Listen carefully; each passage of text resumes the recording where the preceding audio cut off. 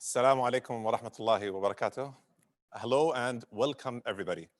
Thank you for joining us for tonight's ResiliArt debate, brought to you by the King Abdulaziz Center for World Culture, the flagship initiative of Saudi Aramco's citizenship, and better known as ITHRA.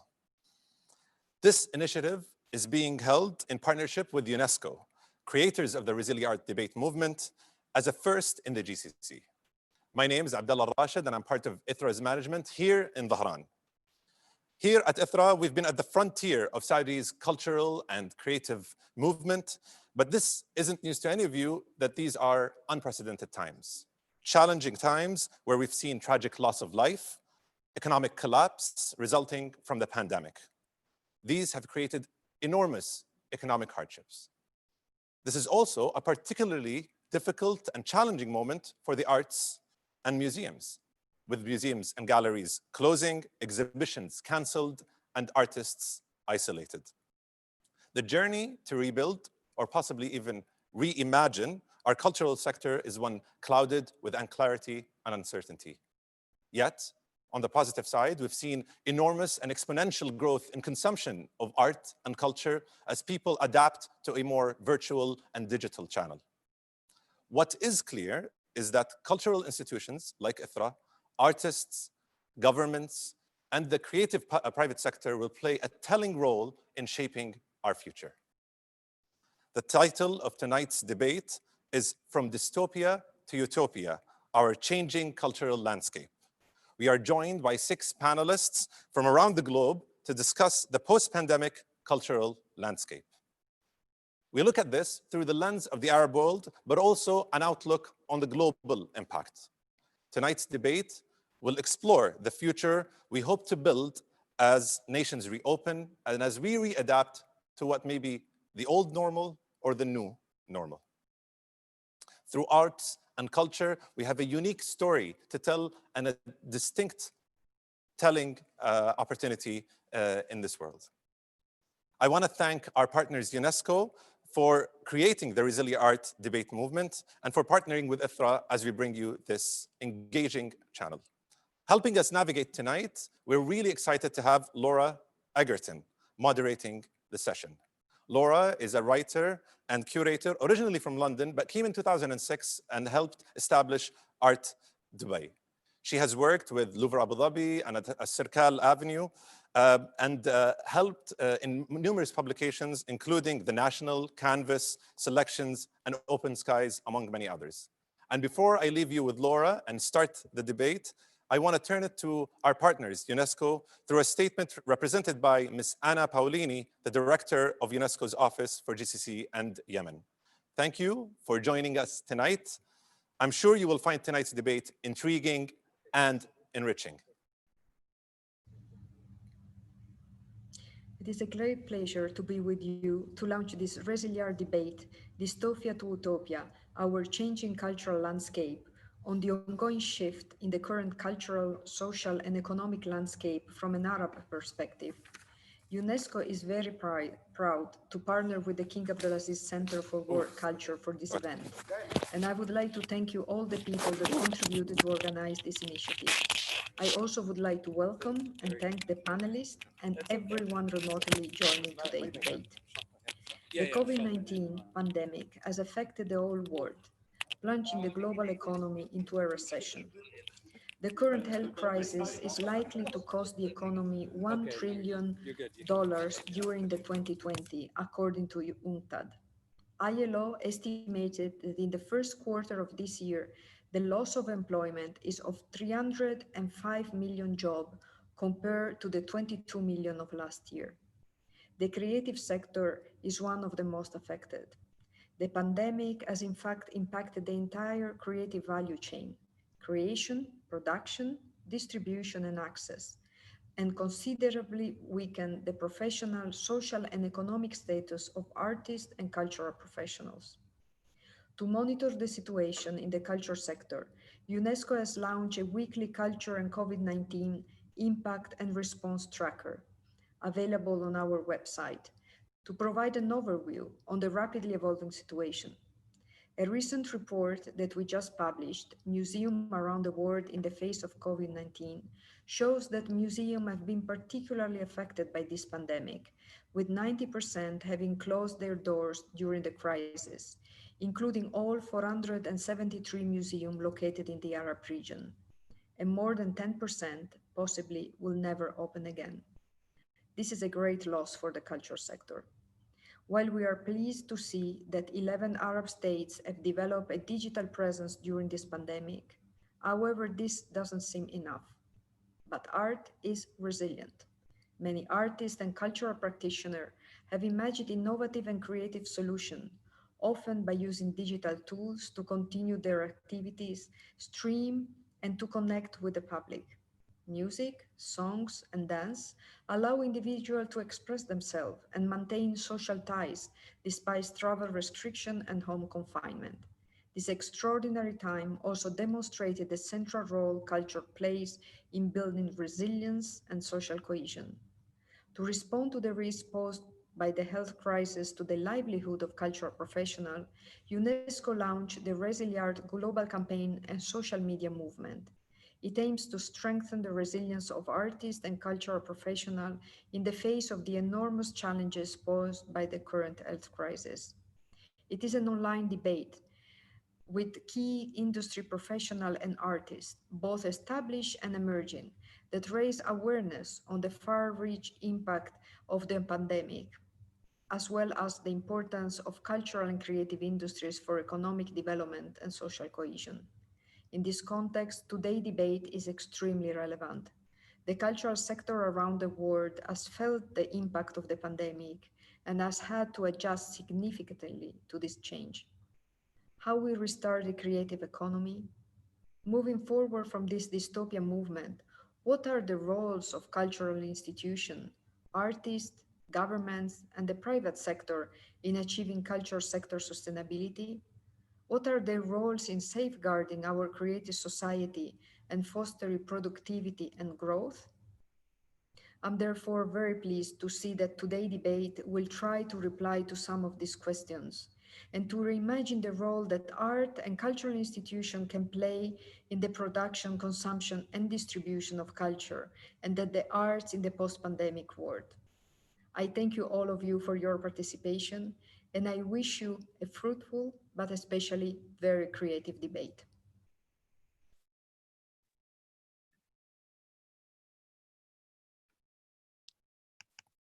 Good evening. I would like to start by thanking the team at ITHRA and UNESCO for inviting me to moderate this important debate. In the past few extraordinary months, life as we know it has altered immeasurably. We have all, hopefully, become dab hands at virtual meetings, which miraculously allow us to travel the globe without leaving our desks. But as the world tentatively begins to reopen, is there a chance that the cultural sector can adapt to the brave new world we find ourselves in and come out stronger? I welcome you to this session, which is scheduled to run for roughly 110 minutes. We invite you all to take part, an active part in the proceedings. You may share questions and comments through the chat box. Please select all panelists and attendees. I will collate these and ask the panelists to address a selection following our initial conversations. Acting as an agent of change and a catalyst for the creative industry, this UNESCO's ResiliArt debate belongs to artists, to cultural institutions, and to stakeholders. It belongs to us all. It is impossible to discuss culture without considering the people and organizations that create it, those that appreciate it, that sanction it, that nurture it. These are people and organizations that are at breaking point. And yet, we have all witnessed that culture is what people reach to in times of crisis. It can unite, it can negate boundaries, it can bring escapism and pure joy. Dystopia is a term bandied about freely today. In its definition, it describes an utterly cataclysmic situation, a place that is undesirable or frightening, where there's been some sort of breakdown, be it due to a tyrannical government, an environmental or economic disaster, or indeed a pandemic. On the other hand, Thomas More's Utopia, a fictional island in the South Atlantic Ocean, was an imagined society that was near perfect. The use of the term cultural landscape in our title today is worth highlighting as well. A landscape exists as a living synthesis of people and place, vital to forming an identity. This conversation has lofty ambitions of journeying from our current dystopic moment to find some form of utopia.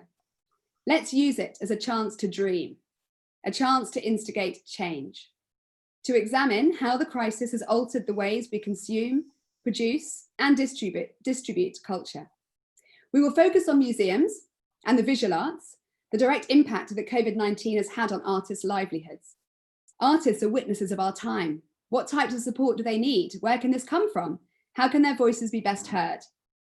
There is no part of the world that the pandemic has not reached.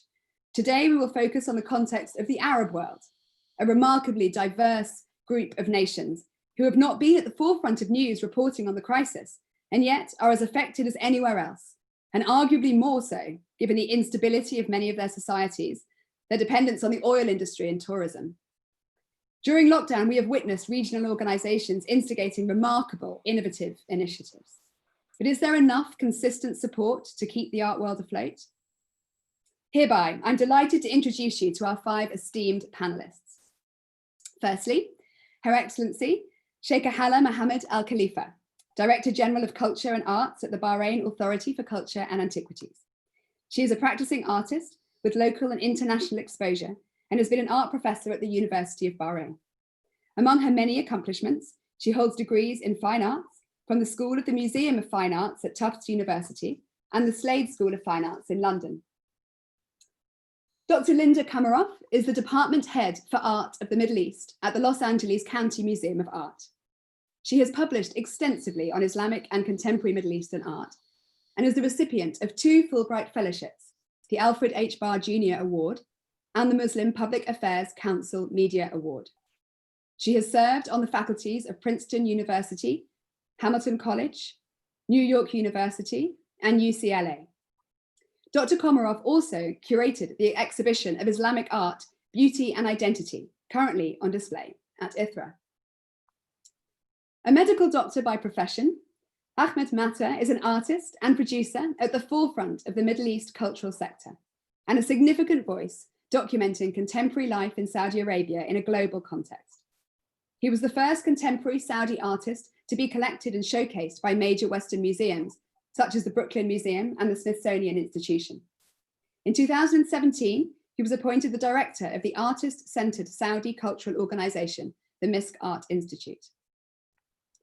Dr. Nada Shaboot is a professor of art history and the coordinator of the Contemporary Arab and Muslim Cultural Studies Initiative at the University of North Texas. She is the founding president of the Association for Modern and Contemporary Art from the Arab world, Iran, and Turkey. She has published numerous articles on modern and contemporary Arab and Iraqi art, curated multiple exhibitions, and has been the recipient of a number of prestigious awards. She is currently working on a new book project, Demarcating Modernism in Iraqi Art, the Dialectics of the Decorative, 1951 to 1979, under contract with the American University in Cairo Press. Akram Zaatari is a filmmaker, photographer, archival artist, and curator who has played an instrumental role in developing Beirut's contemporary art scene. He has produced more than 50 films interconnected by the theme of documenting political history and war. As a co-founder of the Arab Image Foundation, he has made invaluable and uncompromising contributions to the wider discourse on preservation and archival practice. Zaatari's work has also been widely exhibited worldwide in biennials and is part of institutional collections such as the Centre Pompidou, Tate Modern, and MoMA, among others. So without further ado, let me start our debate. COVID-19's impact on the cultural sector worldwide has been devastating for many. As we've heard, museums and cultural centres have closed, productions have shut down, events have been cancelled, artists have been isolated. While it might seem too early to truly understand the financial, creative, and human impact of the shutdown, stories are already emerging. And each of you, my 5 esteemed panelists, I'm sure, has a story. I'd like to begin by asking how COVID-19 has impacted you personally, professionally, in terms of your roles as artists, as academics, as curators, and what impact the pandemic has had on the world in which each of you operates. I turn first to Sheikha Hala, to give us some insight on how the Kingdom of Bahrain is faring through the crisis. The floor is yours. Thank you very much, Laura. Thank you very much for all our esteemed panelists and everyone listening to us tonight. I would like to thank ITHRA for this wonderful opportunity to connect with everyone and to discuss this important matter. And collaborating with UNESCO is also wonderful, and resilient art is a fantastic topic to start talking about. Of course, when this crisis hit all of us, it was sudden and shocking, and we all had to adapt very quickly. In the Kingdom of Bahrain, when the crisis hit, it was at the mid of our cultural season, where all our events were cancelled, and suddenly there was a disconnect between us in the cultural institution and our community and our immediate audiences. So we had to revise our strategies and think of ways to reconnect, to reopen our platforms, to share. And it's very important to keep the moral of the society high and to give new ways to think of how culture can be an asset in times of crisis. And having said that, the writer and novelist and professor of English literature, Azar Nafisi, she's a wonderful author who had a great talk here in Bahrain at the Sheikh Ibrahim Center for Culture and Research in Muharraq. And she spoke about several topics that I would like to share with everyone. She said words that were very powerful to me, and I'd like to share them with you. She spoke about how we cannot lose hope in a world that created Rumi and Dante. We should learn about the world through music, through art, through stories. And we need imagination in order to imagine a future that does not yet exist. And I really feel that these are beautiful words that can help us, help our morals, help our communities to overcome this sudden, shocking crisis that we're all facing.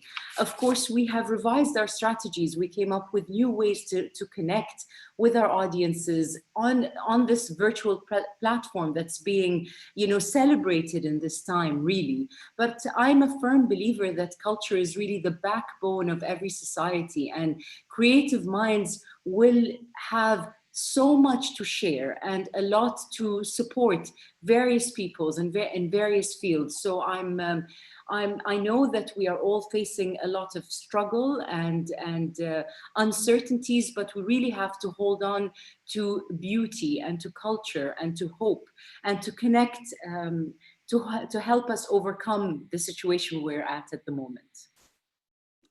Thank you. Let's turn westward to Dr. Linda. Firstly, how is the life of a curator of an institution that is currently closed, I know with plans to reopen, but with exhibitions grounded across the world? How has Future Exhibition been impacted for you? Let's unmute. All right. First, thank you for including me in this panel discussion. I have to say that I am incredibly fortunate, and I've realized that more and more, and that my life has hardly been impacted compared to so many others around the world, that I have home security, food security, job security. So I have no complaints in that respect. In terms of my life as a curator, I feel in a way it's been enriched during this period, because LACMA much of LACMA, not all of it, was closed anyway, because we're building a new building. We have ongoing exhibitions, and those will reopen hopefully in the beginning of July or thereabouts. But this has been a wonderful time for me to think. I have 2 exhibitions that I'm working on, and as far as I know, inshallah, they are going forward. And so I've had time to think about those as well. Mostly, though, I'd say for all the curators at LACMA, we've all taken this time to think about how we're going to install the new building, which is something itself that's going to force us to rethink an encyclopedic museum and to rethink art history in a way. So it's kind of exciting. And what I've been thinking about, especially because I'm concerned not just with contemporary, but especially historical art, is the idea of how you make the past more exciting and how we learn from the past. I mean, in America right now, I think most Americans of good conscience are rethinking American history and how we got to the point where we are. and are fighting back against the idea that you can't rewrite history. You can rewrite history, and you should rewrite history. And if we can rewrite history, we can certainly rewrite art history and produce an art history that is not only factually correct, but reflects our world as we live in it today. And I think that because if the past can become dynamic, the past interacts with the present and allows us to change the future. It's not so much like in science fiction where you can go back into the past to change the future, or maybe it is, because we can change how we see the past, and we can do this through art. And I think that changes people's perspectives. Artists, art historians, and the public alike, when they see the art of the past differently, different priorities given to it, different hierarchies created, a non-linear approach to the art. And that's, I think, what the new building we have coming at LACMA, designed by Peter Zumthor, forces us to do, because the space is simply not the standard museum space. And I think that the result will not be a standard museum installation, but something, I'm hopeful, will change the way we see art, both of the past and the present. And of course, it will impact art in the future. So that's what I've been doing. Thank you. That's wonderful to think. I mean, I often feel that one huge positive that can be, or learning curve that can come out of the Gulf, is that we have been debating, you know, how to make an institution relevant. You know, with the building of ITHRA of Louvre Abu Dhabi, it's been at the forefront of our minds for the last decade. And to see that LACMA is again looking towards the next stage is wonderful. I think I must actually jump on that point directly to Dr. Nada Shaboot, really, because are we rewriting art history as a result of COVID-19? Can I jump to you? Sure. And first, I want to echo my panelists and thanking you and thanking ITHRA and UNESCO for organizing this panel. And I have to say that, like Linda, I think I'm cherishing this period of time that you know, gave me the opportunity to, I want to say slow down, but it hasn't really slowed down because there are just new projects. But I mean, my sort of my career has been about rewriting art history. And so I am happy to see that there is momentum at this moment to push in that direction. And as always, we modernists take advantage of the contemporary moment to push in that direction. So, you know, there have been an opportunity with this sort of situation, the unfortunate situation, but you know, which is sort of frustrating and hopeful politically in the United States specifically, to go into new adventures. So as a professor of art history, sure, we had to sort of shift immediately without notice to teaching online. And, you know, God help our students who, you know, survive through our experimenting, because I'm certainly someone who resisted online teaching for art history. I still felt like, you know, being in the classroom is more beneficial. But to be honest, I was surprised to see how useful and but the, you know, specific benefits that come out of teaching online with more focus, maybe. I mean, at the end of the day, when I'm showing slides in class, my students are not seeing the real artwork in the museum anyway. And so the impact has not been as such, where, you know, in fact now they see it close up on their screen, and we're able to engage with more focused discussion. Now, I will have to reinvent all of my courses for remote teaching for next semester, because while our university will open, most of our classes, and particularly art history classes, will remain remotely taught. But this also gave this sort of the shift of where other things have closed, you know, museums, exhibitions, and all of these things. There's sort of more focus on material to put online. So, you know, all kinds of forums like this one and many other ones that now become available. It's not just in that one venue, and maybe it's videoed and maybe it's not. It is now digital to start with. And in fact, these become resources for teaching. And also, there are all these initiatives, like, for example, the Majlis, cultural Majlis that Sultan Qasimi started. He was doing it in New York and in DC and in Boston. Well, he's done, I think, 30 sessions since the quarantine, since the lockdown. They're all online. They're all actually very sort of global because everyone from everywhere can engage with them, and they remain online. Yesterday, there was a session on by May Muzaffar about Rafa al-Nasri. That was a wealth of information, a wealth of resources that will be essential for me in the rewriting of art history, but also in teaching, as a teaching resources for my students. Wonderful. I mean, it's fantastic to hear that. Like you say, forums can be kind of across boundaries. But I want to jump to our artists, because something you mentioned there, can we see, are we happy to see artwork on a screen, for one thing? But Ahmed Mater, your initial training as a doctor must give you a very distinct take on the present moment. Tell us how the crisis has affected your work. Actually, I think when I start, generally in the life of artists, sometimes artists go to the isolation life, and that was something that, I felt it when I start with the crisis and the corona. And I stay in my studio, but I feel directly that we need to connect with the people. And something come, and I see it's very important and positive on this. If we look to the positive side of this crisis, that all of the people around the world share the same problem, and that we share the same. And this is something that can unify everyone. We share same problem. That I think from that things and people, and I felt from my studio, I start connecting to the artists, to my friends, to curators, to the writers, and something coming back to our life. And thank you for the digital age, helping us to open the doors again. I spend most of time in my studio, and I start a book, doing a book that I was planning for. My memory is taking me back with the medicine to study about the history of epidemiology. It's very important because, I start to look in the back when other pandemic happened, how it's look like, because also doing and try to go to study what happened in the history is very important.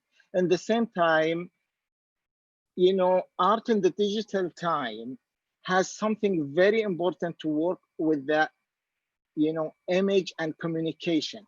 Communication with the digital age create a lot of important debate and connection and discussion that could shape the future that we are now, or our debate is about. Thank you. Thank you. No, absolutely relevant. I do feel there is some type of conflict there, though, between our accessibility in the digital age versus an artist reaching full isolation.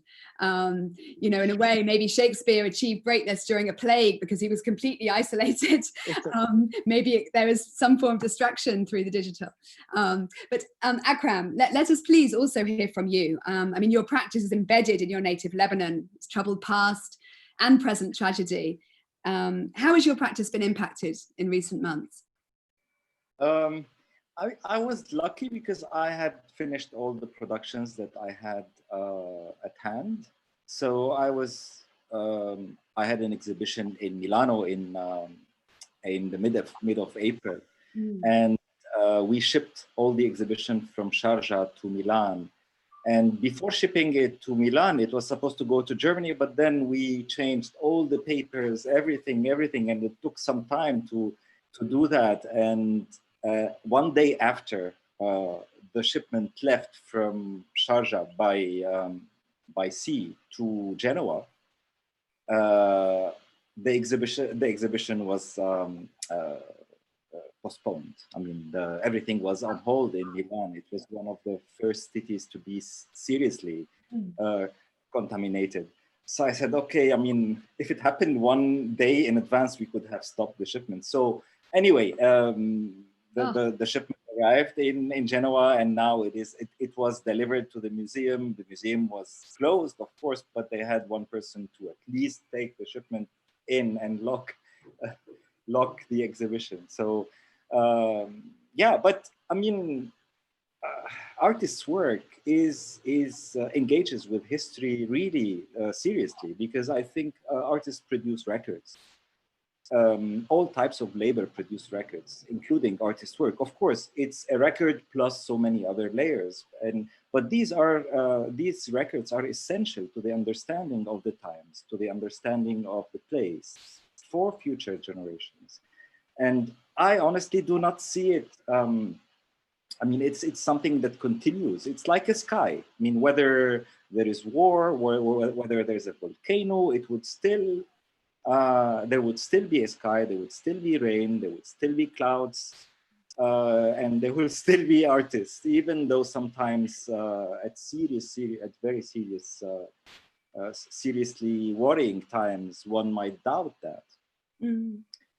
So yeah, I mean, I was not in the middle. I mean, I was one of those privileged ones who actually was in between works. So I extended that lapse of reflection, let's say, and I concentrated on my archives. I organized a lot of my archives. I'm planning a new book.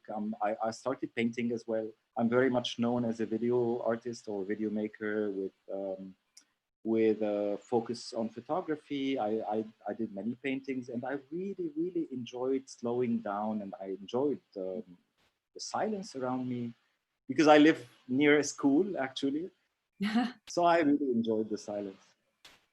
I think that really is something which everyone is united in despite the terribleness, the hideousness of the moment. We've managed to find some sort of peace. We have time in our lives that we never seemed to have before. I feel that's something that everyone is united by, and finding silence is wonderful. I'm looking forward to seeing the result of your paintings, Akram. That's wonderful.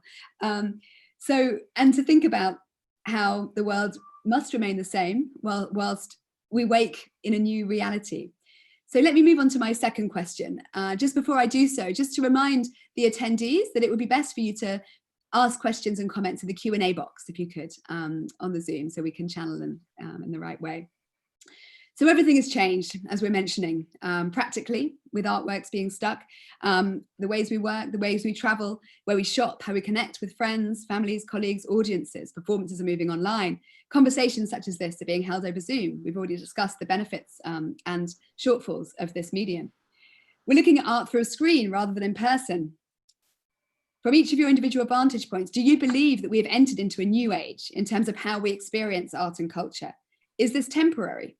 How will this change how and what artists create and how art and culture is experienced? Ahmed, you've already mentioned your upcoming publication, Prognosis, that's due to be released in October. I mean, how do you envisage people interacting with your artworks moving forward? I think during this time I was working on a book, and I chose the title Prognosis. And I think during this time of isolation, like what Akram said, it's this to be slowly and to revise. I review more and I focus more, and that was very important moment. Not for me. I think all of the world in a slow and revised moment to see or to understand and to the future. And I think it's very important, because we discover a lot of things that the new time, or we live in the very materialistic moment. If we see the news every day, it's full of news that make us in big chaos, or it's a crazy time. So I think something, and I see it now in everywhere, coming back to find another part of if I can say, the soul or our part of the life. So something that's very important. And I think that's one of the things that's important in this moment in art and culture and spirituality, because with the material, we are living the if I can say meritocracy moment of the life. All of the politicians promise everyone with the good health, with the good education, with the good, all of these promises come with this, system of merit. And within this flood of information and materialistic life, everyone imbalance, maybe imbalance with work, maybe imbalance with intellectuality, imbalance with whatever. So I think this time is very important to revise and to see the another part of our life, the soul, the if I can say something to replace the spirituality, to find the part of the spirituality. I think that's very, very important. And that's why I try to, in the new book, open a door for prognosis. And when I read the history, I find a lot of similar events happening in pandemic. And usually after this pandemic, there is a change, economic, politic, religion, and of course, culture is all of that together. So that's in general, yeah.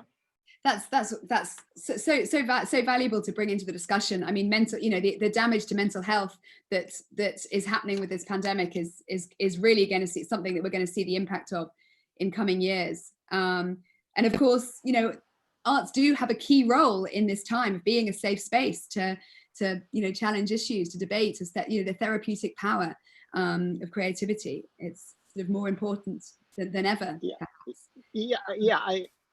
I remember one quote while saying that. I remember quote by Nietzsche, and it's a quite controversial, but it's very important.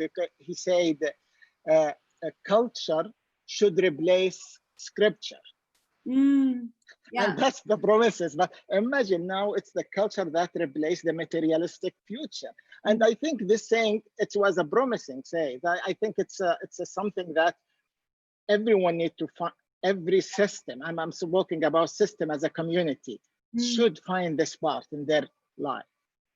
Thank you. Akram, can I move to you? I mean, do you feel that sometimes your artwork can bring joy? It can take people away from this reality. Do you feel any of your works have managed to do that, to achieve that during the crisis? I think every artwork wants to be a mental trip somewhere. And this is why art helps you. I mean, helps you to make encounters with virtual characters, with fictitious characters, to let your mind drift away from your immediate reality, whether it's a nice reality, enjoyable or unenjoyable.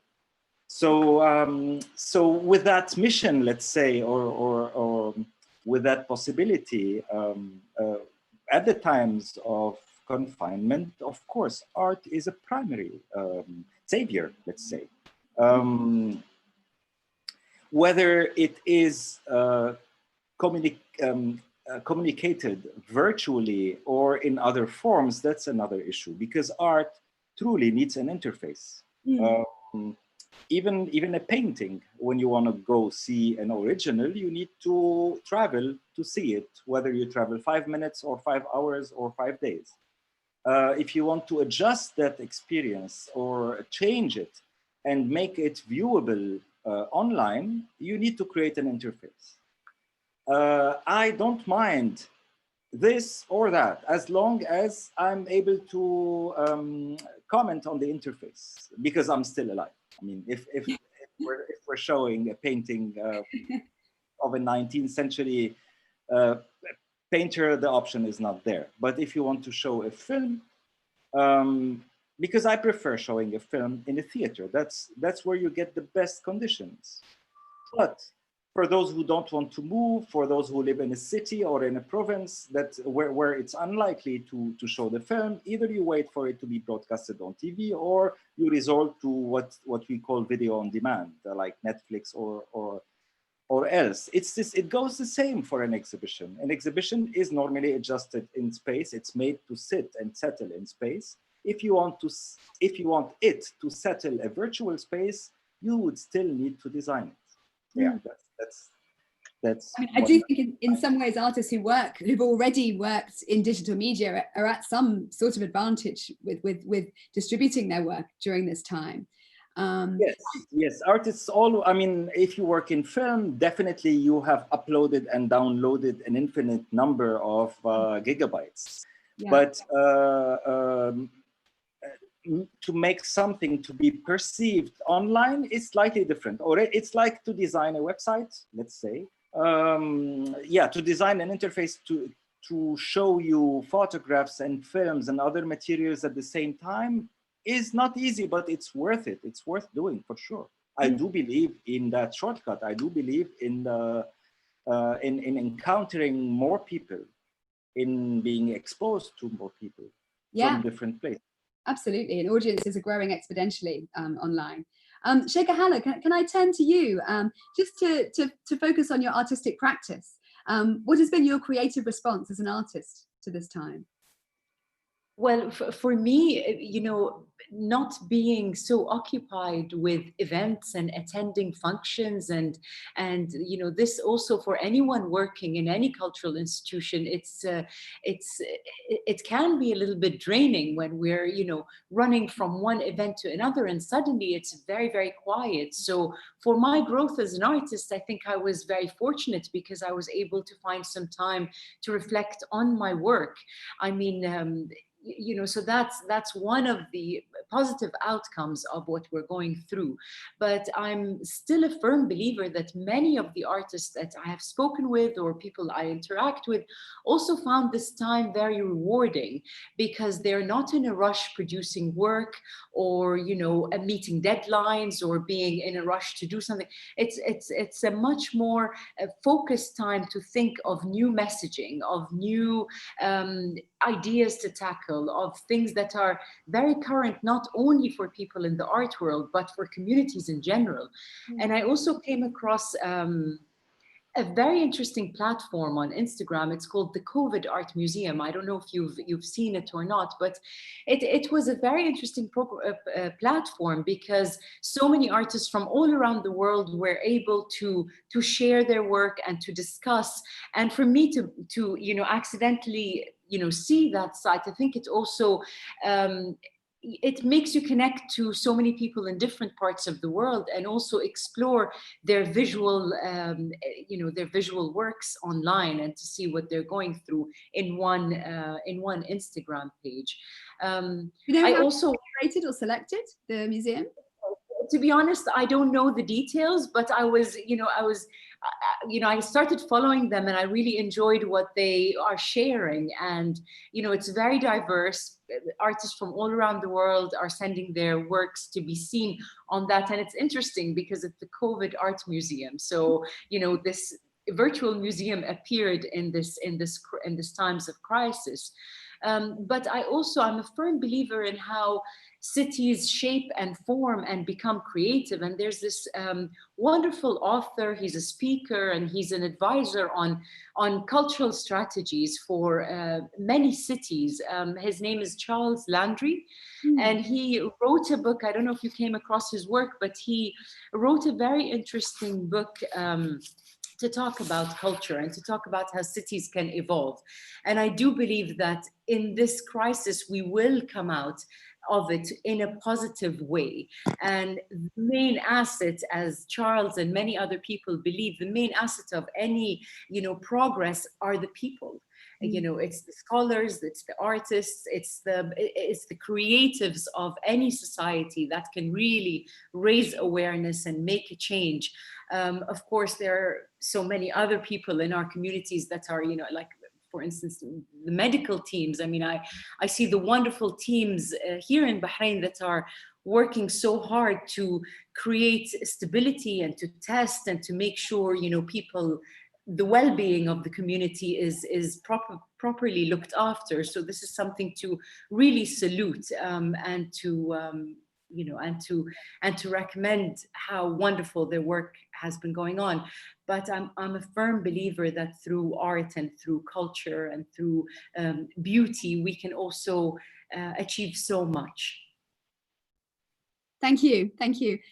Dr. Nada, I'm always brought back to when I took some Emiratis to London and took them to the National Gallery for the first time, and they saw Van Gogh's sunflowers, and they were like, it's the size, it's this size. They'd only seen it in a book, they'd only seen it online. I mean, how much of a problem is that? I mean, obviously it's fantastic to have artworks available online, but is there, as an academic, as an art historian, what are your views on that? Well, I mean, you know, would love to be able to take every class to every museum in the world and show them the real works of art. But the reality is art education, particularly art history, has always relied on pictures of images. And I think actually seeing them online gives them a better opportunity because they may see them in a gallery as opposed to just seeing that one image. So they can, excuse me, scale it. So, I mean, we try to always remind our students that what you're seeing is a, you know, an image on a picture, on a page, which is not the real scale. And so you need to look for more, you know, try to imagine it in a different way. That's a problem that we have not been able to, you know, change. Same would go with a PowerPoint presentation showing them that image. But was it a week after the lockdown around the world that there were 250 museums that went online with their collections, and you can have virtual tours of the museums? You know, a moment of me thinking, where was that before? Why didn't we have this if you were able to do this? Because the other reality is, to follow up on what Akram was saying, while of course, you know, when you make a work of art, you make it for the space. And if you make a film, you want to show it in a theater. But the reality is also not that, you know, people can or cannot go. Most people cannot go. My students are not going to be able to go to LACMA, for example, for exhibitions. But if LACMA comes to them now in a different way, because they're able to access it virtually, even if it's not necessarily specifically altered for, you know, I mean, I think museums are doing that as artists are doing that, but the virtual sort of, you know, trail of things is actually opening up for possibilities for my students in ways that were not able before. There is a democratizing aspect for this digital platform that has allowed students to, you know, more access. And the lockdown, as it gave me more time to sort of maybe, you know, start reading the first book in the large stack of books that I couldn't get to, it's allowing students to go into and search these platforms because they are not running around from one place to the other. I mean, I think, yes, we look forward for the world to open up again and maybe go back to some of what it used to be. But I'm hoping this is a moment of reflection, of you know, consideration. Do we really need the art world to be the way it was before? And as Hala said, I'm also really happy to not have to be jumping on planes continuously from one place to the other, and, you know, for being able to sort of do more substantial work on one thing as opposed to 10 things. Precisely, and I'm just daily impressed and staggered by the intricacy of digital technologies. I mean, viewing the galleries in Al Sakal, for example, during Art Week was incredible. I mean, you really did feel like you were physically in the space. So, can I ask you, Linda, as a representative of an institution who are known in their as for being experimental, how you felt that transformation to the online as an institution? I think, first of all, I would say that most museums, or many large museums, have not suddenly transitioned. We've been thinking about this for a very long time. There's a lot of competition among museums to get as many online visitors as possible, because we have recognized that our cultural holdings need to be further democratized. They can't simply be for the people who can afford to come to them, either literally to pay the admission price or to come to the city from far. So we have been working on it. I would like to think that this change is temporary, because obviously I want people to also be able to have a firsthand experience of the art. And what I'm hoping is that we learn from this time in being creative with new online experiences, how we can also continue to do that, but also incorporate that into the way we think about exhibitions. not to make them more filmable, but to understand better how the public can interface with them in person and in terms of an online experience. And then of course, the wonderful thing, and I had my last exhibition from 2018, which was a mixture of contemporary and historical art from Iran, we videotaped the entire installation.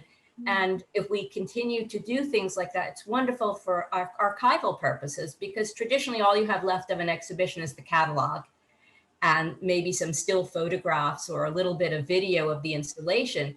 But to be able to have recorded the entire installation is great for future art historians to be able to speak more cogently about the impact of an exhibition when they can actually virtually experience it. So as I said, I think of this as a time when we can learn about technology. And for me, one of the things, especially with historical art, is the challenge of contextualizing it or putting it back into its original context, because we've plucked it either from the ground or from the past or from someplace and stuck it in a vitrine and expect our visitors to understand and admire it. For instance, it's currently at the King Abdulaziz Center right now, but like many museums, we have a beautiful Mamluk enameled glass lamp. And like many of them, it has an inscription quoting from the Ayat Nur. And I've always wanted to be able to show it with a lit, because that's when the meaning of the lamp is activated. And of course, they were produced in multiples, so it's like a reverberating effect.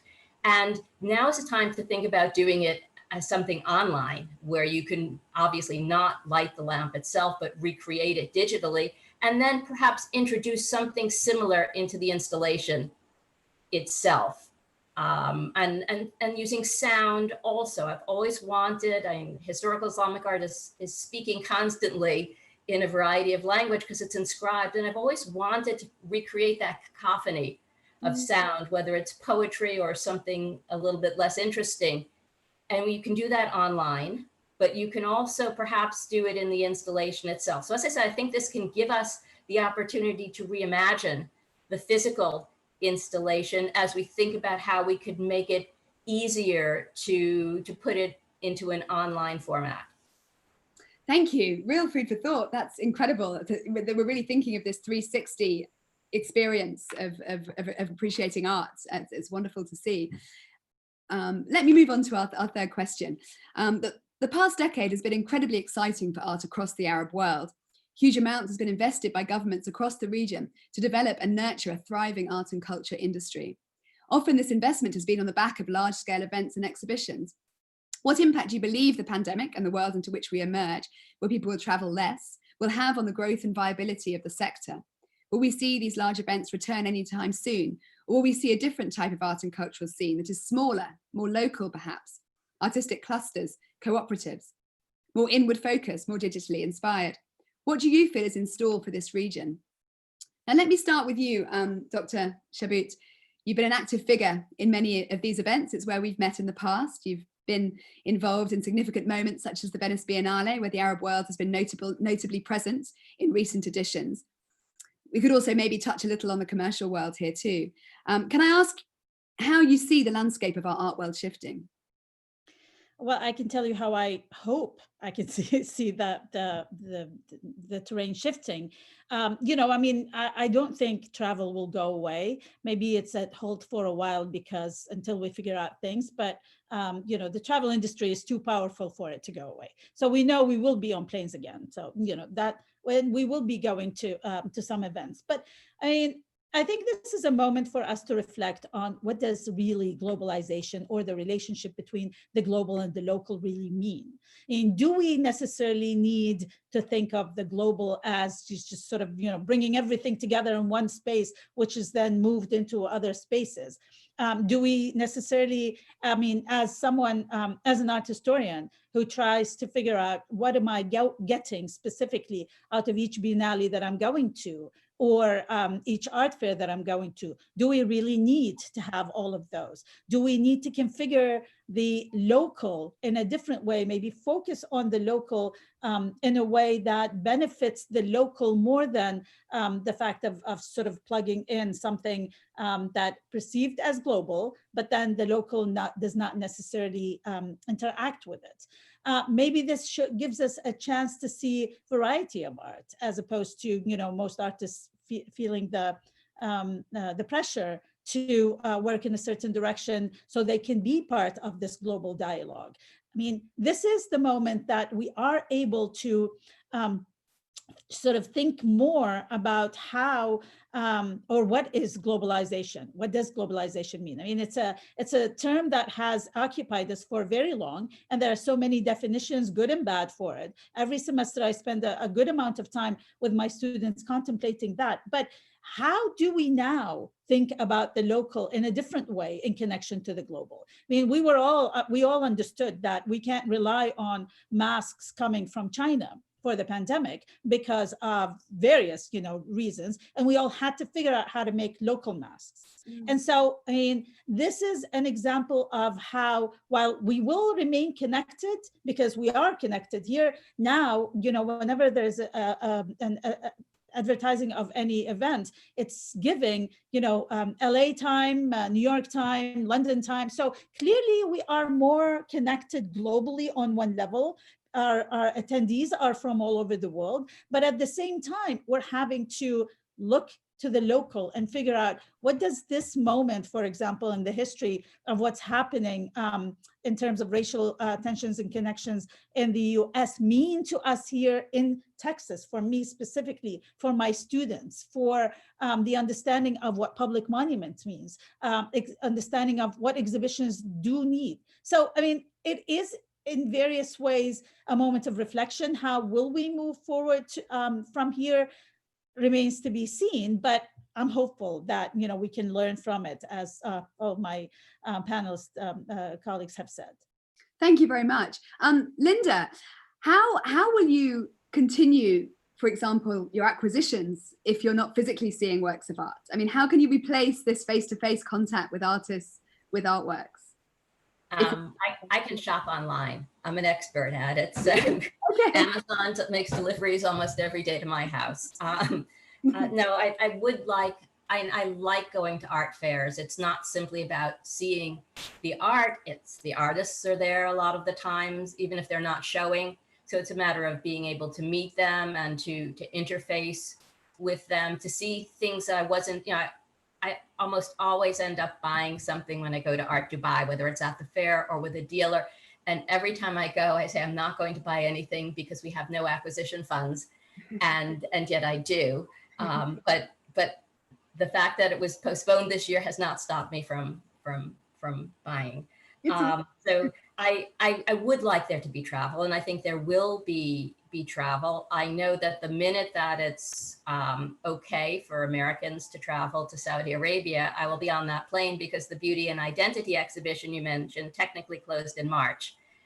And I think they'll start charging us rent very soon, because we need to deinstall it. I think that while it's wonderful to connect by Zoom and to make new friends by Zoom or FaceTime and so on, there's no substitute for a genuine contact in person, whether you're wearing a mask and staying 6 feet apart or not. So I think that's another reason. And then, as I said earlier, there's nothing that compares with seeing a work of art in person.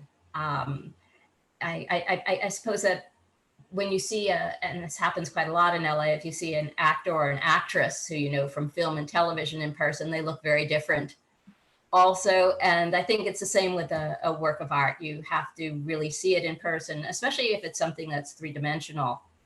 And in my case, it's something that I'm going to want to pick up and handle. So you really do need to see it in person. So as I said, I will be traveling as soon as it's safe to do so. Good. Thank you. Ahmed, can we return to get some insight from you on artist working environments in the major cities in Saudi Arabia through this crisis? I think you're on mute, Ahmed. You need to turn off your mute. Yeah, I think there is very there is different interesting you know, especially in Saudi Arabia now, they are very, very, you know, famous using you know, social media and Instagram, Twitter. So there is a lot of practices. I'm happy that I see a lot of, you know, connection between artists and between audience in the new level and the new way. I can see this communication becoming more direct rather than to institutionalize it, you know. So it's becoming more direct, it's becoming more easy.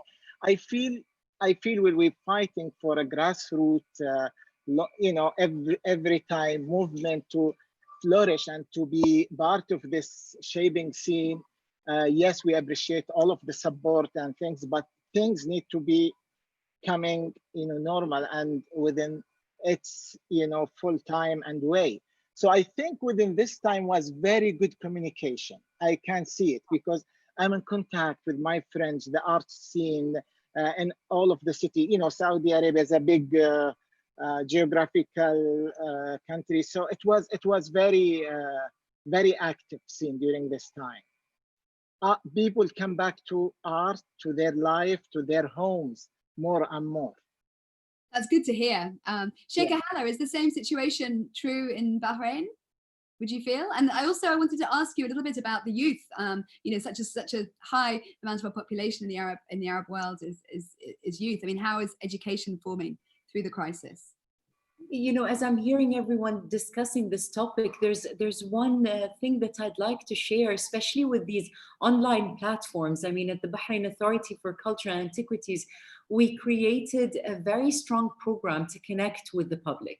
And there are various sorts of connections. You know, we're bringing the collection of our museums to the public. We're discussing objects and different topics. So it's very informative as well.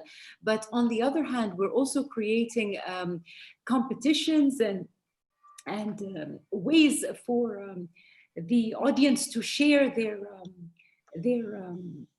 their works of art, for instance. But what I have noticed is that it opens up to a new audience, to people who not necessarily connected with us before. There was this element of, you know, it's like a safe place where they can share their works, enter a competition. They're not well-known artists, but they're young, aspiring artists. So it's also created like a freedom to share new thoughts, new ideas through these online platforms. This is something I personally really enjoyed you know, being exposed to.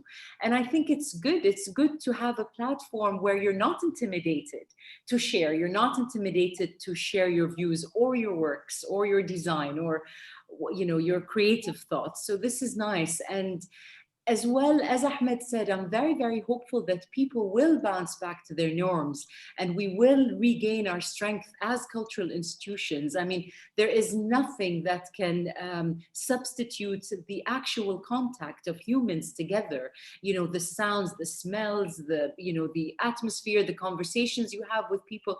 This is all part of any experience, and especially when we talk about the culture sector, you can't have, you know, a theater empty or a concert with a live performance and no one's there to watch and interact. Or, you know, work of art that's just shown on a virtual platform that is not just for this. But I'm very, very hopeful that we will bounce back and things will start to pick up. And this is a learning curve for all of us. And I think that we did stay very much connected, even in this disconnected state that we're living in. So I'm very hopeful. Thank you. I mean, thank goodness we're in some aspects of the cultural sector there's an end to this. We've just announced Louvre Abu Dhabi will be reopening on June the 24th, along with many institutions. LACMA has plans as well. So we haven't closed, you know, in Bahrain, we haven't closed the museums or the cultural institution. So we stayed open. And of course, our audiences were very, very little. So it was a very sad time for us to see our platforms being empty, but the actual museums never closed in Bahrain. So we were open. But the timing was unfortunate, as it was your spring week. was it not? Exactly. I mean, and the spring of culture, as I said, it's one of the most important seasons here in Bahrain. And it's where not only the government sector shares a very rich cultural agenda, but also local galleries and different initiatives goes around in the kingdom. But, as you know, unfortunately, this year we had to pause everything. And Akram, you already mentioned your exhibition in Milan that had to be changed and altered and delayed. Can you tell us a little bit more about how your plans moving forward are for international exhibitions, but also about your local community? The exhibition in Milan is still going to happen, but we will need to work together on a new date. Possibly, it was supposed to coincide with MiArt, which is the art fair in Milano. Probably it will be still parallel to MiArt, but in 2021 instead of 2020.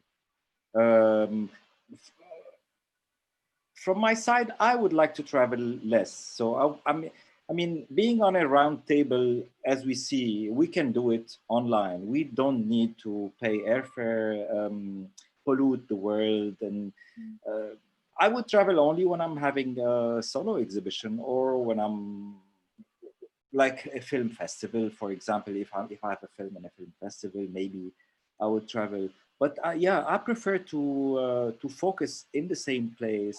I mean, I'll give you an example.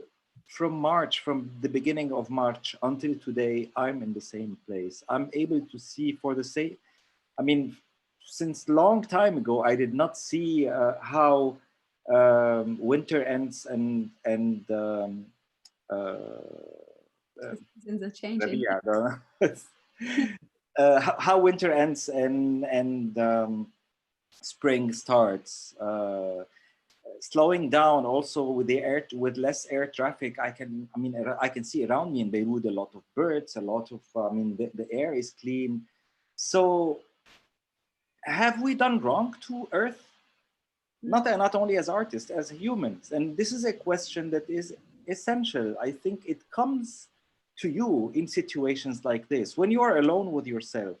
Was I being egoistic, wanting to take the plane every other day to be in Milano, and next day I want to be in Seoul, and 3 days later in New York, only for 48 hours, and then come back to the Arab world? It's a serious question, and you only resolve it with yourself. It's like the things you do with God, only between you and God, only between you and yourself. You need to decide if this is essential as a trip to make or not. I think it's about time also to, art is already looking at ecology, looking at issues related to Earth and to the exploitation of resources. What are we leaving to the next generation? It's a serious question. I would like to see more of it among artists. And I think, like myself, I would be looking at that as well. Fascinating, absolutely. I mean, I think the utopia we imagine certainly doesn't have a large carbon footprint when we're thinking of it. It's a vital part of the discussion. Thank you. So let's move. Wants to interview. Sorry. I like, especially talking about environment. I want to say, it's a I read an article about how Corona time, did what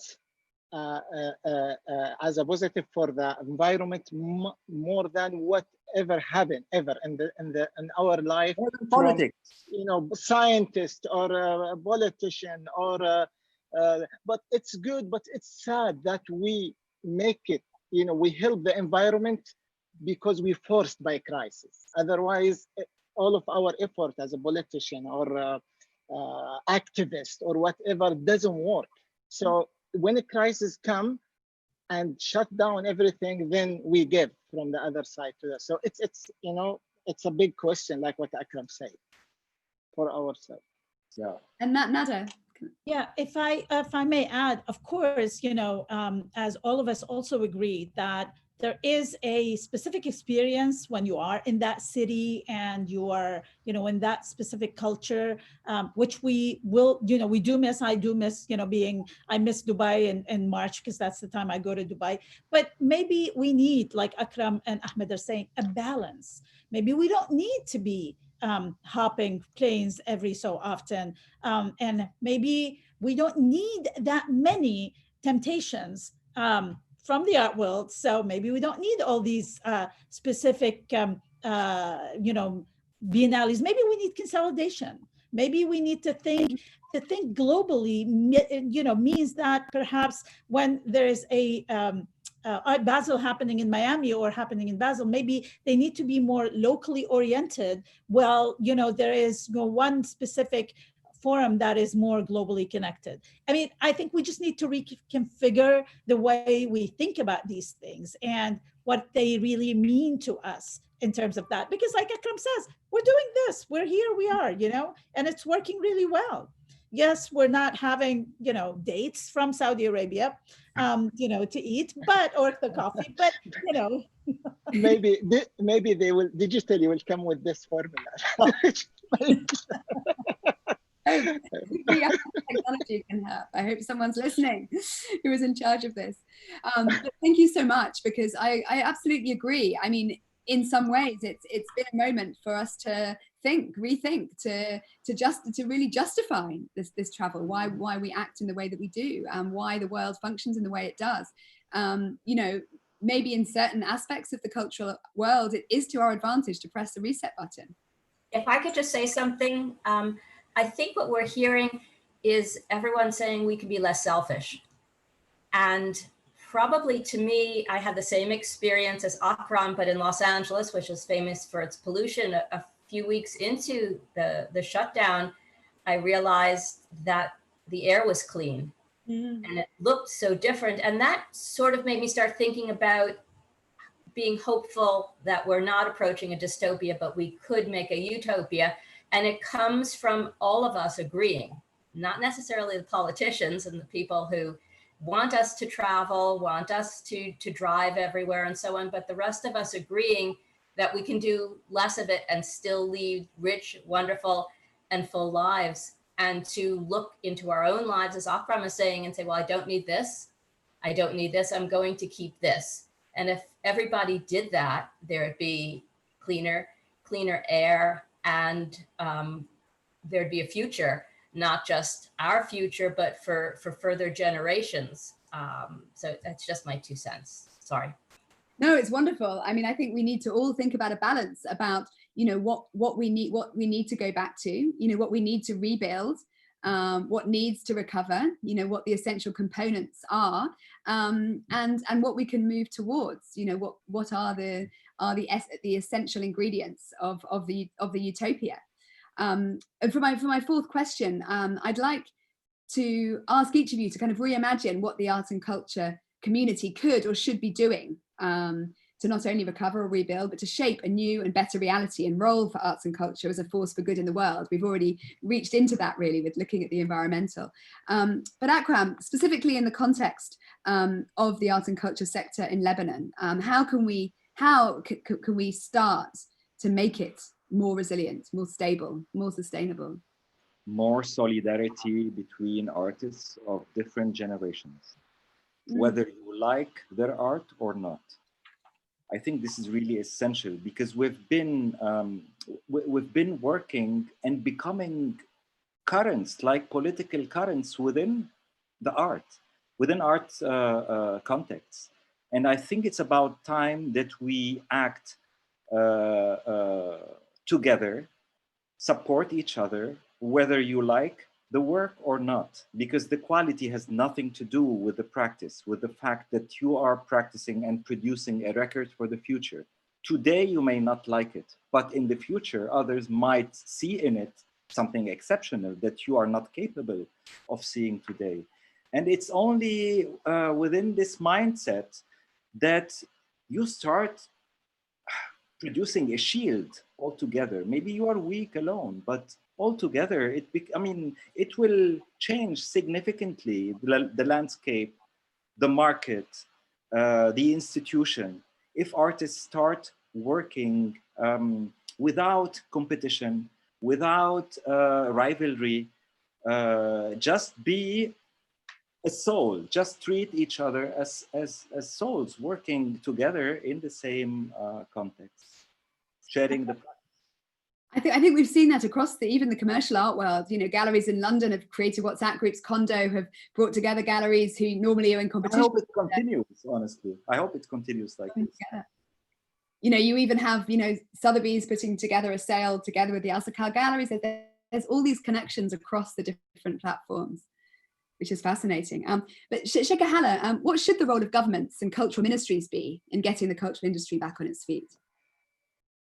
I think the main role for us at the cultural institutions is really to make sure we are inspiring, to make sure there's proper nurturing. I mean, I'm a firm believer of education, and I believe that there is so much to learn through any collection, through any museums, through our historic sites. I really believe that every country has its unique heritage, its unique traditions and flavors, and I would love to hold on to that, to really make it present in curriculums, in the way we look at how we're educating you know, our children, and what we teach them, and how much information we give them to allow them to grow.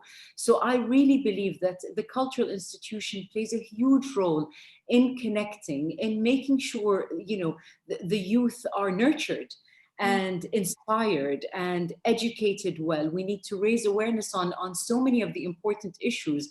I mean, I really enjoyed listening to Akram and his direct comment on the role of us as individuals in the field of environment, and how we need to also make sure we create our own guidelines of how we interact with the rest of the world, and what sort of lessons we can learn from. But going back to cultural institutions and their, you know, their core message for the community is really to inspire and to nourish and to make sure, you know, we're sending the right messages. I do believe that our platforms will continue. I mean, in the Kingdom of Bahrain, we've been very lucky that there's a very important local art exhibition that has been going on for 46 years. And I'm very proud of this platform, because it's really a platform where not only the pioneers in the art world, if I may say, in the Kingdom of Bahrain, but it opens to a lot of the young artists to share and to exhibit their works alongside the bigger names and the more established artists. So for me, working in the cultural institution, I really believe that platforms like these should continue and should be, you know, should grow, really. And then financial support. I mean, I understand that Bahrain has the government is covering kind of private sector salaries. It's helping with bills. Absolutely, it has an absolutely practical response financially. Absolutely, and this is amazing role of the government in supporting the community and allowing people to breathe, allowing people to exhale. I mean, the electricity, water bills, loans, there were so many measures that were taken into consideration to support people in this crisis here in Bahrain. And that's really, that's a very beautiful, humane, you know, direct role that the government is playing in all our lives in this time of crisis. So it's really wonderful to be, you know, to have your backs held really in this time of crisis. But you know, we have to keep looking at the utopia and keep believing that, you know, through all of us, we can achieve what we would like for the youth, for the next stage after the coronavirus. Yes, absolutely. Akram, can I just go back to you just to ask a little bit about the solidarity funds that are coming through for the art and culture structures in Lebanon? Yeah, AFAC, the Arab Fund for Arts and Culture, in collaboration with Al-Mawrid Al-Thaqafi, have established a solidarity fund, like an emergency fund for Arab artists and institutions. So in the absence of public funding for the arts, because I mean, we have to admit, arts is the least of the priorities of so many Arab countries. So in the absence of that kind of support, it's thanks to Afaq and Al-Mawrid al-Thaqafi, many institutions will probably be financially supported. So their losses would be partially covered by these institutions. And these are two institutions active in the culture sector, but there are so many other institutions like them active in so many other layers of society and bridging or covering for the absence of the state. Thank which you. would be temporary. And Ahmed, can I ask you, I know that you're involved in the funding initiative initiated by Atha Gallery. Can you tell us a little bit about that in the kingdom? Oh, you're on mute, Ahmed, you're on mute. Yes, this initiative started by artists, other artists, 8 artists, and thank you for Atha Gallery for support this. We did an edition from our artwork, and this fund is to support the young artists in time now that they, you know, maybe during this time they couldn't benefit from the time or for all of this. So this fund from ours, from 8 artists and Atha Gallery, will go to the young artists and generation. So we agreed just last week with all of us to make it every year. So not only for Corona. So because it's very important to, you know, we thought about something from artists and come to the artists themselves. Then we expect from them, they will do after with the others. Yeah. So I think that was the fund that we built it. It's called Ma'an, together. And so again, it's the different generations helping each other. Yes, it's a generation that we could, you know, sell our artwork, and this fund will go to the young artists that will select it by committee also from us and from some of our curator. Yeah, so it's kind of social support. I think it's a good also communication between 2 generations, or to keep the link. Yeah. Oh, wonderful. Dr. Nada, can I turn to you as well, just to think, I know you've been involved in art prizes before as well, and artist presentations. How do you envisage that moving forward for you, the relationship with artists, the support they need? I mean, you know, this is so hopeful to hear about everything that particularly Akram and Ahmed are talking about in terms of solidarity. And art history has always sort of had this sort of strange relationship with the art world, because, you know, we speak as if in a different language, but perhaps, you know, there are more opportunities for us now to also support each other. And this is kind of happening in the art history world as well, where we're sharing more resources than we've ever done before. And the hope is that this continues, but then these resources are shared among, you know, not just within one field, but to really do sort of cross-reference these fields where, you know, I mean, we are the historians, we are the custodians of what you guys are doing, the artists, because we're writing the context for this as, you know, it moves forward and as, you know, its memory is recorded. And so there need to be sort of this more sort of support with each other. This is a moment where we're meditating on a lot of ideas. Hopefully we are able to put them into action as, you know, we move forward. My hope is that this moment of solidarity continues, that we don't forget this moment of solidarity. I mean, we're stress testing a lot of ideas. As, you know, Linda said, a lot of what is happening virtually with the museums didn't happen overnight. It has been in, you know, contemplation for a while. Similar ideas with everything else. We encourage artists to reach out more to us, art historians, not just so we can do an interview with you, but to tell us, how can you, in fact, support you? Local communities, you know, just sort of shaping these local communities of artists and engaging with the art historians to know more about this. Because, I mean, global issues are global issues, you know, the climate, the economy, the pandemic, race and so on. But then, you know, there are more immediate local issues as well. And they shouldn't be in competition either. And us historians should not have to choose, but we have to think of all of these as equal and be able to engage with them. Thank you. Linda, would you like to weigh in sort of from the institutional perspective to this? Yeah, I agree with what Nada is saying, and I like to think that museums are a critical part of the interaction with artists. And it's thrilling to think that artists can support artists, and art historians can support culture, and museums can support everyone. And I think that we can do more of that. Sometimes it takes something really bad happening. We've seen this in personal lives. Sometimes it brings families together. And in a global sense, we're a global family. And this is something that has, for better or worse, brought us all together and made us realize that we're in the same circumstance.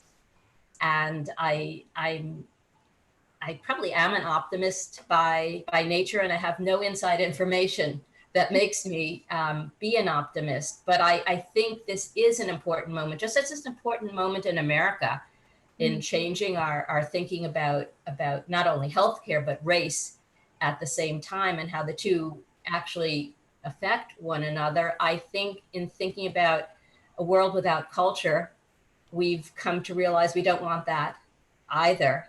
And that through programs like this, where we can connect virtually, we can talk about these types of things, because obviously if you can't dream about the future, you can't make it the future. And by default, someone else decides on what the future is, which I think doing something like this and causing us to think what would be a utopic concept for the arts, for a museum to be able to bring to the public in a non-hierarchical, democratic manner, without so much subjectivity that already does exist, the arts that are being produced around us. And I know there is concern about even local institutions that are not thriving. It's larger ones that will be able to survive this, and local ones which provide a forum for local artists and for smaller communities of people who cannot travel to large art museums. I think that's something that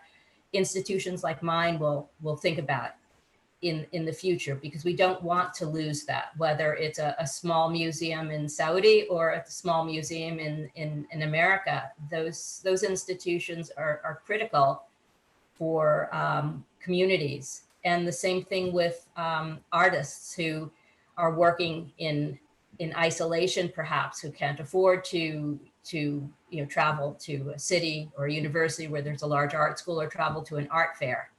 I think that this type of forum, through communicating in this way, will help us to come into contact with them, and maybe to help to support them in the future.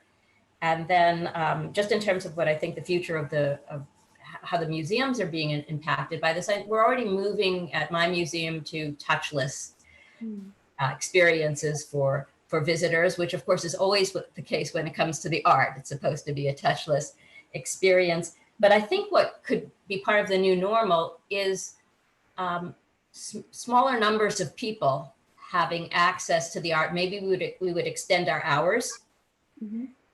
Maybe we would be able to do what we do in my local Trader Joe's, where you come in and you're directed to the dairy section, even if that's not where you want to begin your shopping experience. But we might have visitors. We might be able to say, there's very few visitors in this section. Why don't you begin your visit to the museum there? Because as we all know, there's nothing worse than having to wait in line to look at a work of art. And something else which I'm glad to see if we do away with it, because we don't want people congregating around text panels or around labels, is perhaps not to have them on the wall. Because I don't especially care for them. I mean, I like to write, but I don't think they are necessarily enriching for the art experience. I think we want people to commune with the art, because this is their one moment when they can do that. They can read a book at home. They can, we have sections where they can look on an iPad and read that information, but they don't have to have it on the wall right next to the work of art. So I think that's also something that we have to think about offering an alternative to, because it will keep people further apart. Thank you. Yes, and it could be on your phone or in any sense, that information. Yeah. Thank you so much. That's vital to bring that into the discussion. So for our final interventions with the panel, I'd like to ask, before we move into the Q&A, which we must do soon, because I think we've got lots of questions flying around. I just, as a final question, I'd like to ask each of you to give a short example of a change or moment during this crisis, which has brought you hope. Linda, can I start with you? Well, yes, I already mentioned seeing a clear day in Los Angeles, and that was a realization, but I won't go into that. Probably something that really made me feel hope was the day I walked out in my neighborhood and almost every lawn had a Black Lives Matter sign on it. I get emotional about that, but it made me think that my community, my local community, our city has understood something that I can't say it's been lifelong, but I understood this from the time I was complaining to a friend from graduate school who, like me, had spent a lot of time in Cairo, who the friend is African-American, and I happened to say how uncomfortable I always feel in Cairo, that I'm being stared at because the color, and I'm covered up and it's the color of my hair and the color of my skin, and I'm not comfortable and I can't wait to leave. And she said, that's how I feel in New York. And I have never forgotten that, because of course, New York is our home. I was just visiting in Cairo, and to see that being discussed in America now, and being given the same attention as the virus is so key. So it's not that I know that the future will be better, but it makes me feel that if we can talk about these types of issues and feel them, and if my neighborhood, which is certainly not African-American, all the kids made these signs, can do that, I really feel hope. Thank you. Dr. Nader, is the situation similar where you are?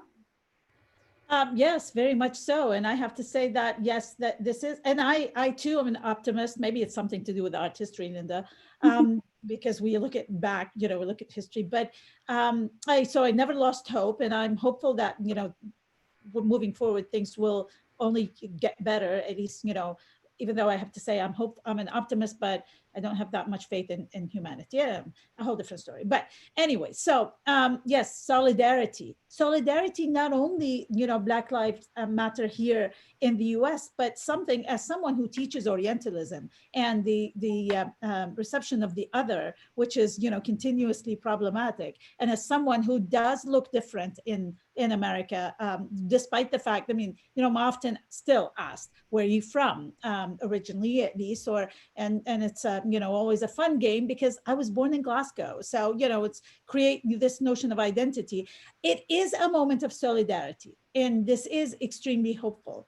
And we're hoping that, slowly we are able to unfold through these tensions of, race and identity and nationality, and do find the solidarity in humanity itself, even despite the fact that I, may not have as much faith in humans, but I do, have faith in humanity. Thank you. I hope so. Akram, can I turn to you? Sure. I think I don't have a specific incident to talk about, but I remember very well that after a few days of being confined at home, when I did my first walk with no mission to do, just stroll, it gave me a lot of power. And when I went to the mountains, to nature, a few weeks later, when it was possible, there is something about being in the middle of a forest that penetrates you without your consent. It just comes into you. Therefore, you see, it's important to mobilize oneself sometime, not mobilize, to move out physically, whether to go to a forest or to go to another country, a different culture. It's really important. Like for an Arab person, a random Arab who spent all his life in Lebanon, you need to go meet Africans, people of a different color, different mindsets, different language, go meet them at home.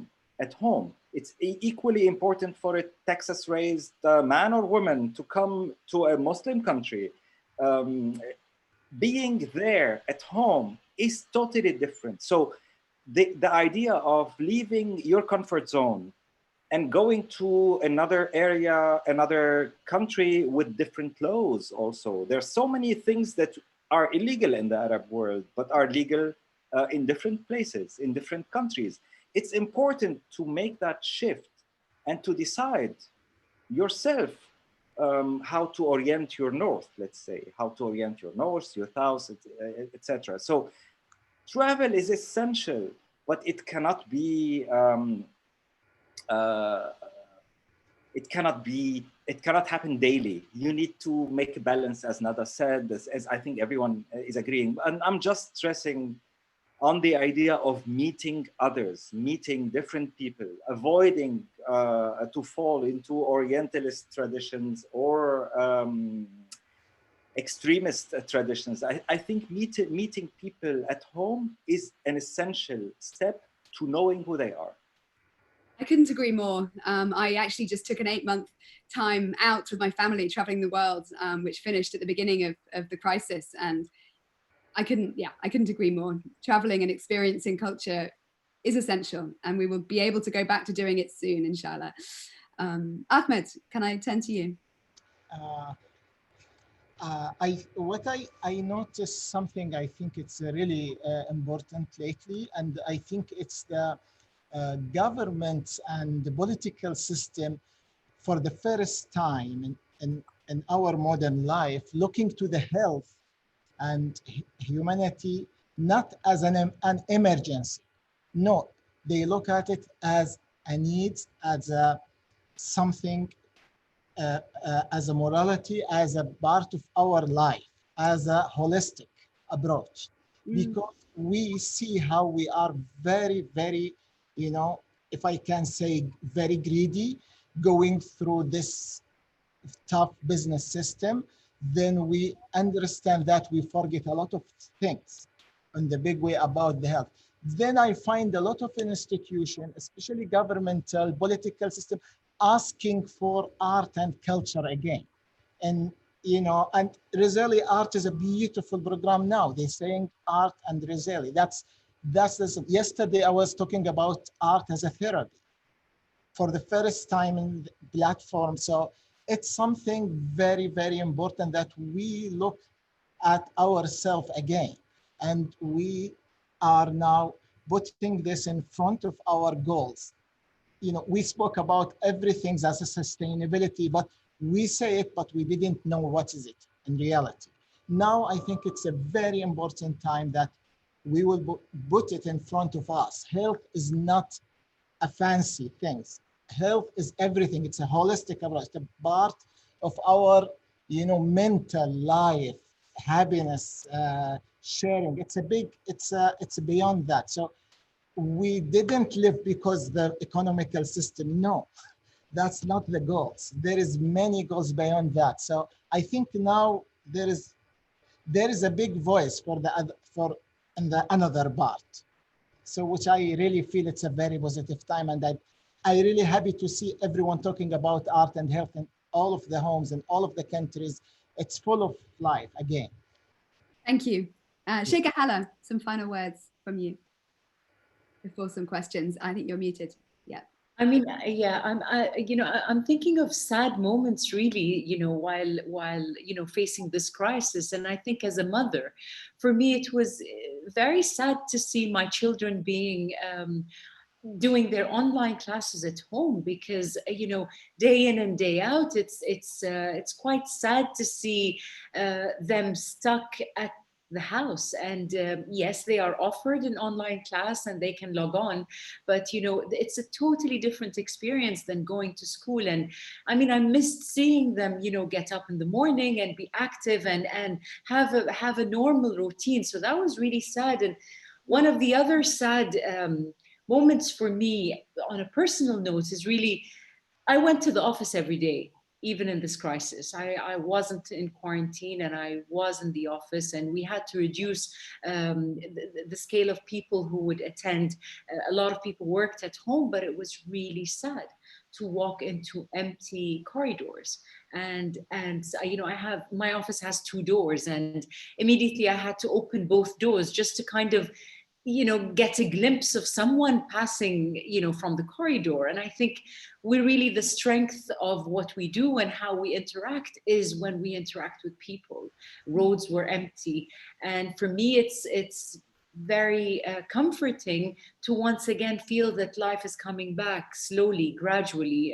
Roads are being slowly filled, shops are open again. So, you know, for me, that was really a positive way to gain my strength back and to gain my happiness back in that area. Thank you so much. Now we really must, I can feel people at home are itching to get involved in this debate. We've been inundated with questions. So let me just begin our Q&A. So first off, a question for Akram and Ahmed.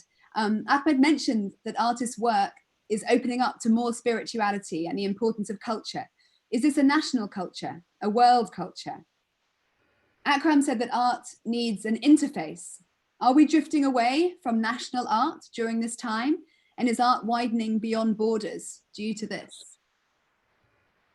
Who wants to go first?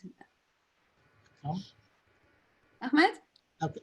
I think it's a very important question, and it has been a big debate about this. But let me tell once. Of course, I'm believing beyond borders, and I'm one of people and artists who I hate borders anyway. But the concept here is very important and beyond in reality, because let's take example. There is very important example during the Spanish flu, the pandemic of Spanish flu, when there is a Great Depression, and I think in 30s in America, maybe 33, then there was a very important reform happening from the government in USA during the time of Roosevelt, when they did the project New Deal. A New Deal was to do with supporting workers and artists. Artists has to live. Artists has to live, otherwise no way. It was a really tough time. Most of the artists in that time, it was a really very national, very bad art work if we go through it. But there is a great artist coming from like Rothko and I think Jackson Pollock, if I am right. But there is very important in history where we can't, understand how the national art could be part of the movement. Is it identity? And it's similar when we think about culture with the big C. It's about diversity, about everyone is about crossing the border. But when we think about it as an identity, so it's a more philosophical question. I'm in the time that I think non-nationalism will start in the future, will be a unified future. But of course, we cannot be this kind of aggressiveness on the way if we want to be practical, to think about the reality I was very protest against anti-national anti-nationals, but when I engage with many systems, try to understand, I learn a lot from the last 3 or 4 years when I engaged with many different systems, and that's very important question, and we're still in building on that. This is how I see it. It's like the different when we think about culture as a big C or culture itself. Thank you. Akram, what do you think about borders? Fundamentally, what is the role of art? What is the mission of art? What is art anyway? I don't want to over complicate things for people, but I see that many people do not find a niche for them in their own culture, and they end up in this little identified, little formatted area that is called the arts, and they produce things that have no function, and they sell them, and they exchange them, and they get to show them to others, and they make events around them. And this is so fulfilling, because like I'll give you a different example. I studied at the New School in New York. I lived the 90s in New York, and I came out from that school completely believing that I work for social change. When I look at that time from my perspective here, it's like, okay, that was a phase in my life, because today I know I cannot change the world. Or all that I can do is testify from a location. Therefore, locality is part of my work. It's not nationalism. It has nothing to do with values of patriotism at all. It's a locality that sees no borders, as Ahmed says. It's a locality that is porous. And I started identifying myself like a historian of that place, but instead of using text, instead of producing history books, I produce artworks that are imbued by the place, that carry its history, that carry traces, documents. So therefore, I collect a lot of things while working, with the idea of pushing them into the work. So the work carries all these records and tells stories. And therefore, I want to give a testimony of my time, a testimony of my place. This is why half of my work is in Saida, rotates around Saida, which is my hometown. Yeah. I tell indirectly the stories of my father and my mother, and things that reached me from long time ago, that I'm in a way I'm their keeper. Thank you. Linda, do you want to weigh in? It's very interesting to hear from an artist's perspective, because as Nada will testify, art history is all about borders, labels, and creating boundaries that may never have existed, creating, in the past anyway, national identities that didn't exist, and giving art labels of national identities that the artists themselves may never have identified with. And in terms of, I'm going back to Akram's remark earlier about as long as he's alive, he wants to be part of the interpretation and display of his art. And I think in rethinking art history, how we install it in museums, there's much to be learned from having a dialogue with contemporary artists. And that's something I have been engaged with over the past 10 years. So it's interesting to hear, and then to try and think, how do you remove the borders, the geographical boundaries from the study of art, or how do you create something that makes it comprehensible, but does not instill in it something that isn't there, like a testimony to a national identity or anything else of that sort? Because as Nada will say, so much of art history and the ability to communicate is about putting things into boxes and categories in order to explain them to students or to the public. So I think this is critical that we use this time also to rethink the labels that we use, who we include and who we exclude, in order to make it much more inclusive. Nada, you wanted to? Yes, I totally agree with what Linda just said. And this is a problematic that we are dealing with in art history, particularly if we want to sort of, say we want to globalize the approach of art history, where, we don't have just one chapter on Islamic art, which seems to be sort of completely disconnected from the rest of what the book is telling us happening around the world. So, I mean, there are lots of problematics of how to get there, and, decolonizing art history as a field is definitely one of them. But what I would say is that, what is equal to, because what Akram just said is beautifully and poetic, by the way, Akram. I mean, I'm going to steal this. I'm going to record this and steal it as a way of explaining even modernism, because here's how we've been fighting about this idea, despite the fact that we know identity politics is an important thing, but it's really about the locality, not about the nation, despite the fact that it was at some point in time. what I would say is, this is why it is so important to access archives. And, the art world, and I'm hoping, let's say, in this hopeful moment that we're doing maybe half travel, a hybrid model, and we're doing more things online. Well, this money that we're saving from not traveling and having these events with a lot of food and luxury and hotels, maybe can then be channeled not only into artist projects and community building, but into research, because we need these voices from the 20th century, for example, which we now know exist. There are a lot of them. We're finding manifestos and letters and what the artists have said, which are making us change how we even think about identity politics of the 20th century in the Arab world. So, we need to learn from the contemporary artist what Akram is saying about the moment, and think sort of, backwards with it as well. Thank you so much. Linda, can we move to a question for you? From your experience with LACMA, can you expand on how most institutional systematic treatment of art as a product or a tool for organizing narratives and information can be revised to re-establish our connection with creativity as a natural birthright that is practiced outside of neoliberal capitalism? Is Linda's experience with curating the show at ITHRA perhaps reflective of this thinking?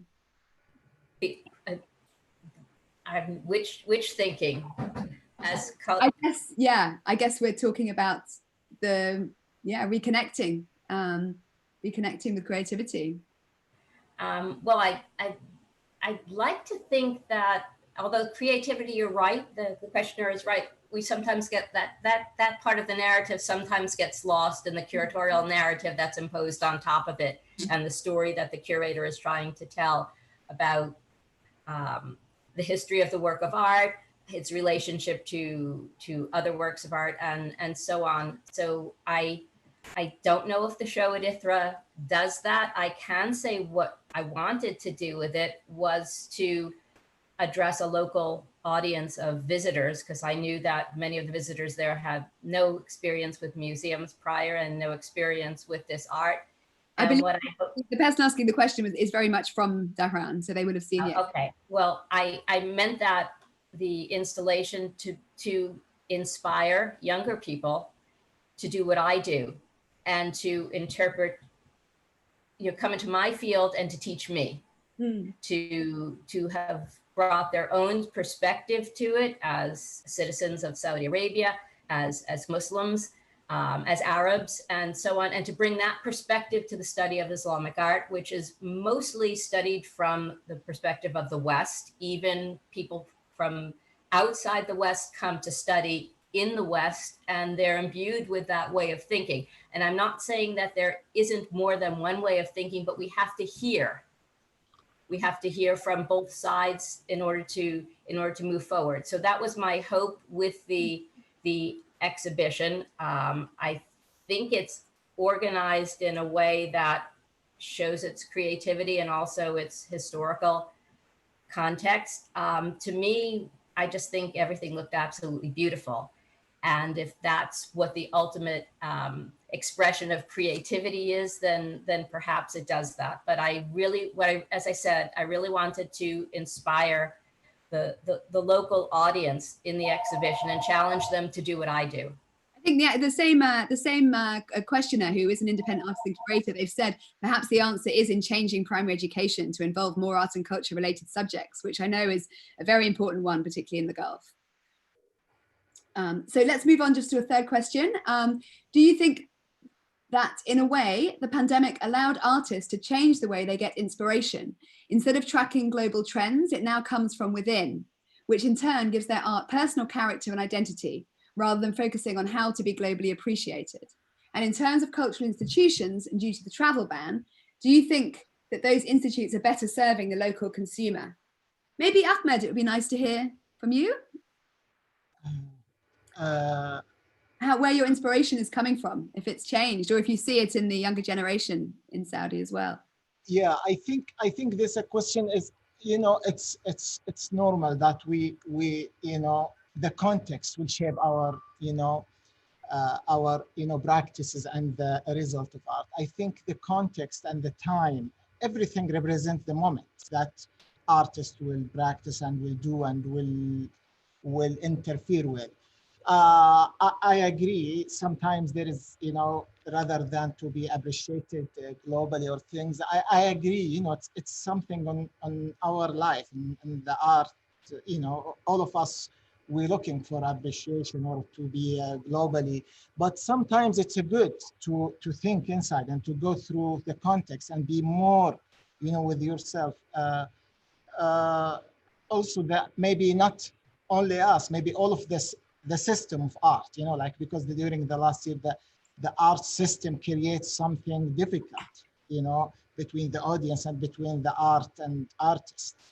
So maybe, yes, maybe it could be a good, I agree. Yeah, it could be a good time. And Akram, a question for you here. Will the analog become important again? Will it be valued over the digital instead of the other way around, as everyone now assumes? What are your thoughts on that?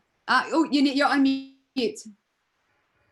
The progression or the natural evolution of media presumes that you go from analog and then you become digital and maybe in the future something else. But I think we're moving not towards eliminating former media, but we are moving into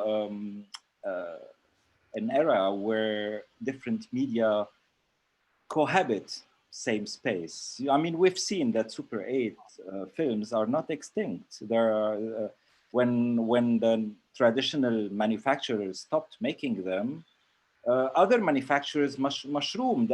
They became a little bit more expensive, but there are people who buy those old cameras secondhand, fix them, and there are places to fix them, especially in Europe and North America. And you can buy these films, and there are still labs that develop these films. So LPs are back as well, turntables. So I think we're more moving towards like multiple platforms. But I would like, if I'm allowed, I would like to answer also, to add to what Ahmed was saying regarding COVID-19, like this confinement. Keep in mind, it's changed the economy of the world. It relieved us as individuals, maybe, or stressed us a little bit, but we cannot consider it a disaster. It's nothing near an earthquake. So it cannot be like I always refer to the Israeli invasion, which happened when I was 16, and I think it marked me forever. One time I was looking, I look a lot at photo albums of people. I like the family album as a genre. And I was seeing different pictures of the same man that I was interviewing. And I say, oh, I see the fashion of mustaches changed from this photograph to that photograph, because he had like those traditional mustaches. And then in another picture, 1 year later, he had absolutely no mustache. You know what his answer was? In the first picture, I was not yet a refugee. When I became a refugee, I thought I do not deserve a mustache. Wow. So COVID-19 is nothing close to this. No. So we should all be happy that we are alive, that our parents are fine, that our beloved ones are fine too. Thank you. Very true words. I'm just going to ask one final question. I apologize to our audience how there's lots of questions. We'll maybe look at them later, but we're restricted to time. But Sheikha Hala, I'm conscious that we haven't addressed a question to you. There was one that came through just about the possibility of how like events within the Gulf, art fairs or other cultural events, whether they can be more local and regionalized. And if you envisage a future where that could be the case, shifting events between different states, for example, within the GCC or a wider Arab region. I think definitely strategies of how we're going to showcase collections, exhibitions, what we're going to receive, how we're going to, communicate in this field will definitely be affected a lot. I mean, we're very hopeful and we're very happy that plans for Expo, announcements about the Sharjah Biennale are actually happening, and things will pick up hopefully next year. But this is also a very good time to focus on what we would like to tell our audiences from within our country, to shift to exhibitions that talk about our national heritage, our local talents, and raise awareness in this field, because it's not a traveling exhibition. There are no expenses to be no large expenses to be a burden on any cultural institution. But I'm a still firm believer that connecting with the rest of the world is very important, and I'm really looking forward to the Expo experience next year, to the Sharjah Biennale, to Venice coming back, and so these are pillars. These are very important platforms that we want to attend and want to maintain a very good and strong relationship with, obviously. But in terms of what we show in our local galleries, in our museum spaces, we can rethink that, of course, and think of new ways and new themes to discover and to explore. Thank you so much. And it really leaves me now to thank my 5 wonderful panelists for all their incredible insights, and also the attendees that have joined us through Zoom and through YouTube, and to ITHRA and UNESCO for allowing us this platform, which has really delved into the very, very definitions of art, the roots of culture, assessing everything from the environment to the digital platforms that we live in. Thank you so much for enriching us. We've had wonderful quotations from Nietzsche. We've had wonderful quotes: if you can't dream, if you can't dream, you can't make it happen, which I think was very, very telling. To quote Oscar Wilde, a map of the world that does not include utopia is not worth even glancing at, for it leaves out the one country at which humanity is always landing. It's been our intention to draft a roadmap to a better future for the cultural industry in the Arab world. I think we've made good inroads into that, so thank you. Culture and society go hand in hand. You cannot divorce culture from the community in which it springs and to which it inspires. You are all part of that community, and we have a shared responsibility to give culture the space, money, time it deserves. Thank you for sharing your time with us. Thank you. Thank you, Laura. Thank you. Thank you, everyone. Thank you, everyone. Thank you. Thank you very much. Ahmed, stay in touch. Yeah, أكيد بكلمك بتصل عليك اليوم. Please. يلا, thank you. Bye. Still live, but goodbye.